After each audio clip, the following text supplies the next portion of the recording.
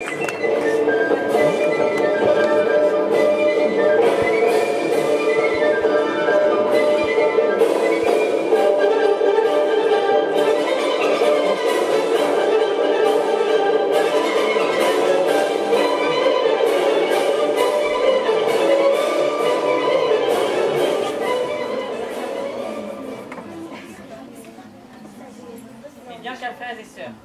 calme. Je vous rappelle que demain, nous nous tiendrons comme prévu en assemblée pour rédiger ensemble le cahier de doléances de notre ville. Tous les hommes âgés de 25 ans et payant des impôts sont invités à venir s'exprimer. Notre devoir est de faire connaître à notre bon roi la vérité sur ce qui ne va pas dans son royaume. Je compte sur vous. Eh bien quoi, c'est vrai ça. Ce sont toujours seulement les hommes qui peuvent s'exprimer, comme si nous les femmes n'aurions pas aussi notre mot à dire. Tu as bien raison, citoyenne. Et moi, j'en ai pas mal de choses à dire. Et à commencer par le fait que j'en ai marre de frotter les pavés tous les jours pour les beaux yeux du maître. Il faut écrire qu'on demande que les corvées soient abolies. Oui, elle a raison. Et la gabelle aussi, il faut l'abolir. C'est une honte que de devoir payer pour acheter du sel qui est tout pourri et plein de larmes. C'est vrai ça. Et moi, je demande aussi l'égalité de tous devant les impôts. De quel droit les nobles et les prêtres ont été dispensés? Elle a raison.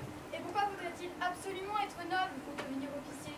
Je réclame l'accès pour tous aux emplois civils, militaires et même ecclésiastiques. Plus de privilèges, plus d'humiliation. Et l'égalité pour tous. Et la liberté aussi. Nous n'avons que les miettes du roi et de ses amis. Il faut faire changer les choses. C'est à nous, peuple de Paris, de convaincre le roi qu'il est grand temps de finir enfin avec cette vie de misère.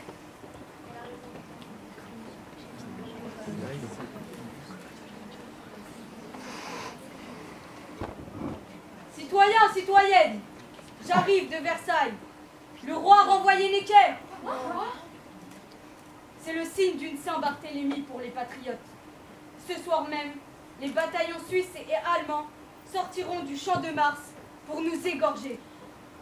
Nous n'avons qu'une seule ressource, les armes. Aux armes, aux armes! Tout Paris doit prendre les armes. Aux armes! Aux armes! Mes amis, nous connaissons nos ennemis, mais nous devons nous reconnaître entre nous. Que tous ceux qui veulent se battre avec fierté prennent une cocarde.